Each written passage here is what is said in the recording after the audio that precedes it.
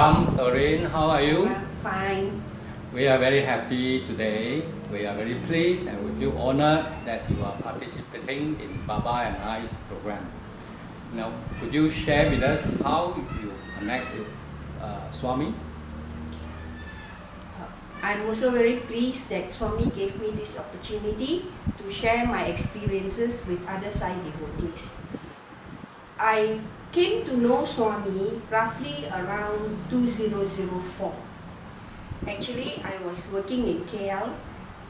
I was a corporate lawyer, and around 2004, we decided to stop work and to come back to Ipoh. I made a lot of money when I was working in KL. So we came back, but that time when I came back to Ipoh, I was not doing anything much. You know, I like to go to a hot spring in Tambun. I was enjoying myself actually. And then every time when we go to this hot spring, we will pass a temple. We don't know what temple lah. It looked like an Indian temple, but every time when we pass this temple, like something attract me to this temple, you know. But every time when I stop by this temple, the temple is always closed. But from outside the gate, I can see a statue, you know, statue of a man sitting. This is a cave temple actually. Then one fine day, it's a weekend, it's a Sunday, again we went to this hot spring. And this time when we passed this temple, the urge to stop by this temple was so great, you know. And we find out, the door of the temple was open. The gate was slightly open, you know. We stopped our car, we walked into the temple. As I walked into the temple, I saw this statue of this man in Afro style, wearing orange robe. Then there was the secretary of the temple. She came to welcome us, and we asked her, "What temple is this? How come this temple has so many gods? Indian god. There is a Kunyam also. There's Jesus. There's Buddha. There's everything there, you know." And she explained to us that this is a Sai Baba temple. Before that, I do not know who is Sai Baba. I do not know anything. When I was small that time, I have seen a picture of Sai Baba in one of the cars, you know. Then, when we went inside, she was telling us, "Oh, we have bhajans here every Sunday," and I don't even know what is bhajan. I asked her, "What is bhajan?" She said, "Oh, you come here, you will sing God song, this and that." So I said, "You all sing in what? In English or what?" They say, "We sing in Sanskrit." I say, "Oh, I don't know Sanskrit also. I'm a Buddhist. I have always been a Buddhist." And I was thinking that, if I come to this temple, then I will have to, you know, renounce my Buddhist and then change to some other thing. Of course, I was not keen lah, you see. Then she was telling me, she said, no, I'm also a Buddhist. You don't have to renounce your religion or anything like that. So I said, okay. Then we started going to this temple every Sunday. I started to find out more about Satya Sai Baba Center, and I found that there are a few centers in Ipoh, and I started visiting one by one the centers, you see. As I went into each and every center that time, I find that, you know, there were very little Chinese. A lot of Sai Baba centers, there are a lot of Indians, but, you know, I feel very awkward, you know, because there are only 1 or 2 Chinese only. So the only center that has the most Chinese actually is Tambun Center. So we were more at home in Tambun Center. So we attended the center in Tambun practically every weekend. I actually started to ask Swami. I say, "Swami, I need a job. I cannot sit around doing nothing. I am still quite young. I'm only 40 plus at that time. And somehow or other, Swami landed me up in the legal firm. I was working as a lawyer there. In 2007, that is where my problems all started. While in my office at 5:30, one fine day after work, I find that half my body was paralyzed. I was sweating profusely and I can't talk. Half my body actually twisted already. And my office colleagues, my husband actually come and pick me up every evening, you know. My office colleague went downstairs and told my husband, I think something's wrong with Doreen, you better come up and see her. So my husband went upstairs and he knew that I already had stroke because half of my body was already stunted already, you know. It was twisted already. I asked for water. They gave me water. I drank the water, but the water just keep on dripping down, you know. And immediately, the first thing that came into my mind was Sai Baba. I told Swami, I said, Swami, I think I'm too young to really suffer stroke or anything like that.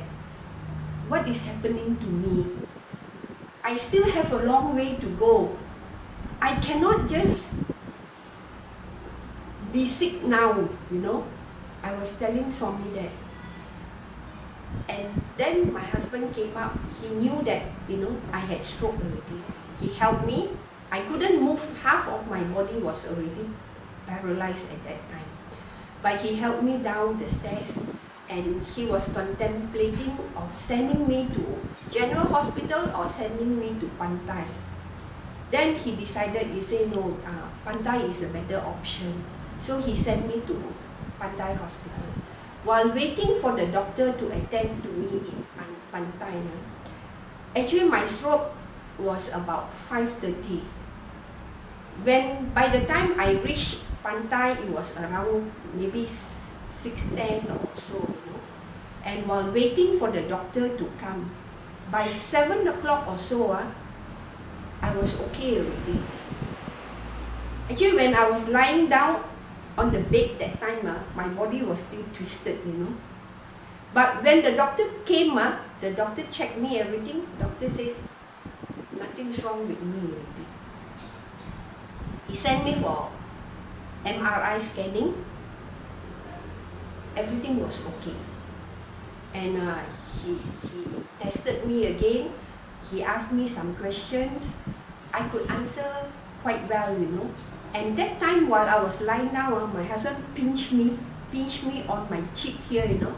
And I asked him, I said, hey, why are you pinching me? I feel the pain, you know. Actually, I was already back to normal. Swami has already changed me already, you know. And I was in the hospital. I spent a few days in the hospital to go through the tests, this and that. And when I came out from the hospital, I was still okay. I was attending bhajan and everything. I was fine. 6 months after my stroke, I was having my bath one evening. I found I have a lump on my left breast. And I told my husband, I said, there's something there, I don't know what it is. And my husband says, okay, we'll go and see a doctor. So we went and see a doctor, not knowing that this doctor was also a Sai devotee. So when I went to see this doctor, the doctor immediately told me, it's a cancer, it's a lump. You said 6 months? 6 months, 2007 April, I had my TIA. TIA is a transient ischemic attack, that is my stroke. In 2007 October, 6 months after my stroke, I was diagnosed with breast cancer. I didn't know that the doctor was a Sai devotee. How did you? So the doctor was talking to me, and then she was asking me, what is your religion, this and that. So I told her, I say, I'm actually a Sai devotee. And she says, oh, you are a Sai devotee. And she also said she is also a Sai devotee. That's how I get to know her, and I feel more at ease, you see. So somehow or other, I feel that it is God's hand that lead me to her lah. And she did the operation for me, you see. And were you on chemo as well? yes, I was on chemo. When I was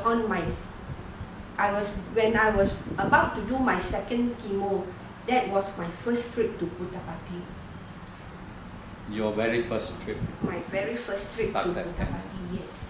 Actually, Brother Billy Fong came to Ipoh, and he wanted a leader from Ipoh to bring people to Puttapati. And I myself have never been to Puttapati, you know, but nobody put up the hand to offer as to be the guide, you know. I was actually wearing the scarf because my hair all dropped that time. You put up your hand? Yes. And I told him, I said, I've never been to Puttapati. He said, it's okay, you know. And that first trip we went to Puttapati, there were about 40-50 people went with us to Puttapati. Actually, in my first trip, I hardly see Swami at all. You know, we were busy doing the Chinese New Year decoration. So every morning, 6 o'clock in the morning, I will be the first one to stand, because we have to queue up first, you see. We have to queue up at the block where we are staying there. Then we got to line up to go for darshan. So I will carry my gift that I wanted to give to Swami. Then I will be the first one to stand there, you know. Very early, I will stand there first. And before we could move for darshan, one of the brothers will come and tell me, say, Sister Doreen, today you cannot go for darshan. You must come and help to do seva. And I will ask my husband, I say, do you want to go for seva or do you want to go for darshan? Then he will tell me, he said, I want to go for darshan. So I told him, I cannot go for darshan because they asked me to go for seva. So I will carry my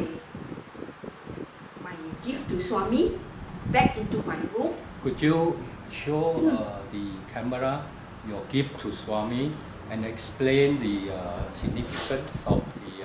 I made this, I call it the tree of love. Tree of love.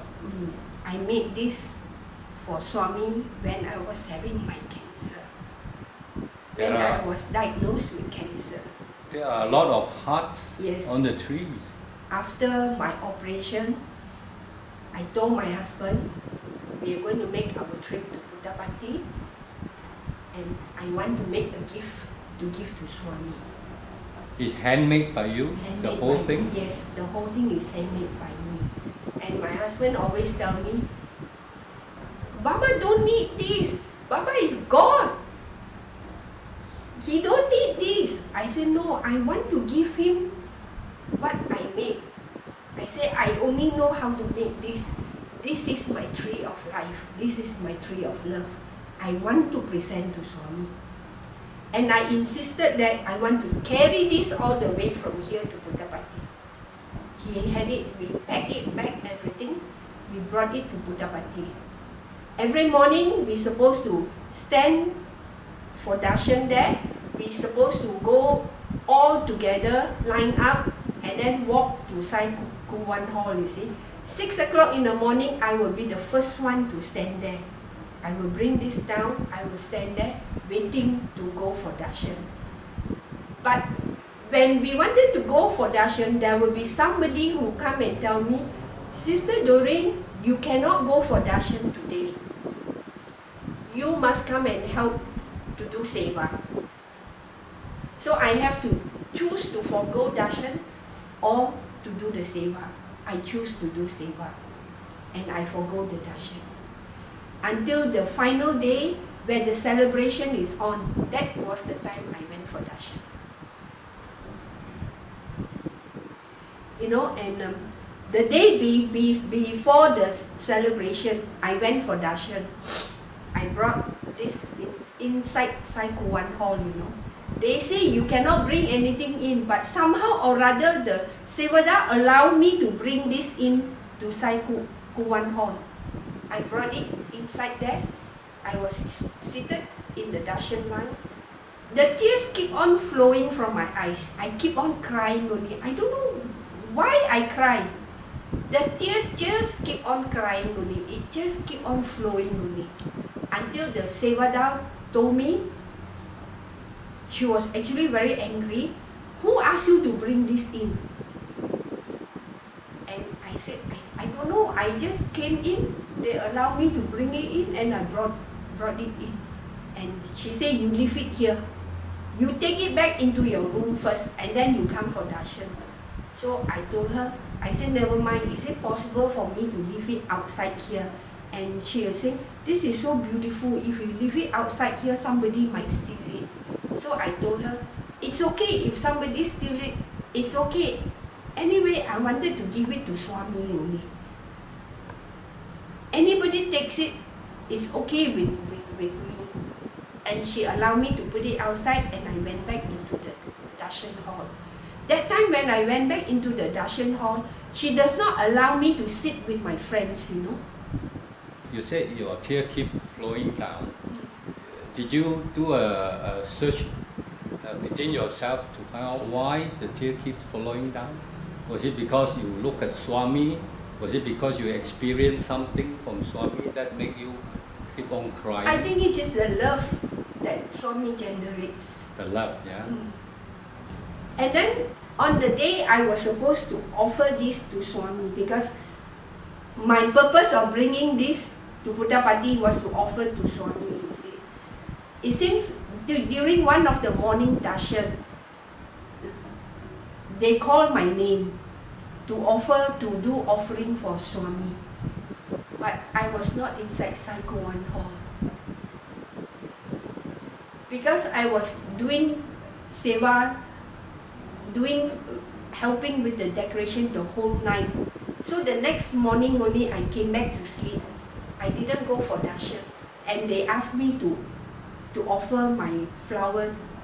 I call it the gift of life. Because Swami gave me back my life, you see.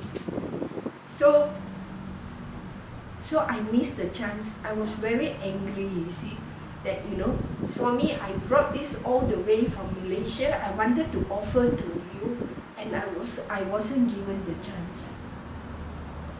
Then one day we went out of Sai Kuan Hall to the street there, and we saw a lot of people running there, you see. And we also went, my husband and me, and people say, Swami coming, Swami coming. So we run, and then we managed to stand on the first line. Swami's car was coming, and I saw Swami, and Swami looked at me through the car. That was my first time, that was the first time I saw Swami. He was actually looking at you? Yes, he was actually looking at me direct, my eyes there. During your many trips there, did you make any offering to him? In 2010, I offer flower to Swami. When I offer Swami flower to Swami, I was actually not able to walk. That time I was suffering from arthritis.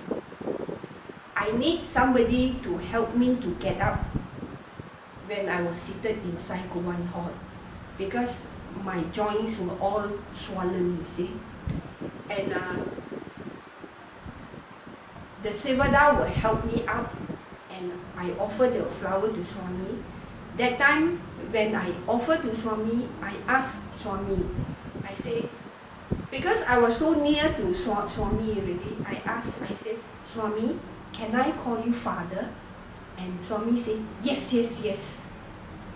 And I called Swami Father. That was my first close touch experience with Swami. And I offer my flower to Swami. And the first time you spoke to him? Actually. Yes, first time I spoke to Swami. When I offered the flower to Swami, Swami touched my hand. He touched your hand? Yes. When he took the flower from me, he touched my hand. And I asked Swami whether I could do Padamaskar. And Swami said, yes, yes, yes. And that was my first Padamaskar to Swami. How was your feeling then when you touched his holy feet? How did you feel? Tears just came out from my eyes. And because I was suffering from arthritis that time, I really couldn't bend down, you know. I nearly fall down backwards actually. And Swami was, you know, was shocked because I nearly fall back, you know. And Swami was doing like that. Then I offered the flower and I went back. I just keep on crying. That's all. Brother Billy asked me to do a book on filial piety. This was in 2013, sorry. 2013. So I did the book, everything, and I offer it at Swami's Mahasamadhi. It's a book about filial piety. It's a book about filial piety. I did a research on all the filial piety and I compile it into a book. Very good. I offer it to Swami at Swami's Mahasamadhi. That time Swami has already left his mortal God. We are fast approaching the end of this program. Now could you share with us and tell us who Satya Sai Baba is to you? To me, Sai Baba is my Buddha. Your Buddha? Yes. I'm a Buddhist. I've always been a Buddhist. And Swami is God to me. I always believe the Buddha is God, so Swami is also God to me. Very well said. And Doreen, we thank you very much for participating in our program today. Thank you and Sai Ram.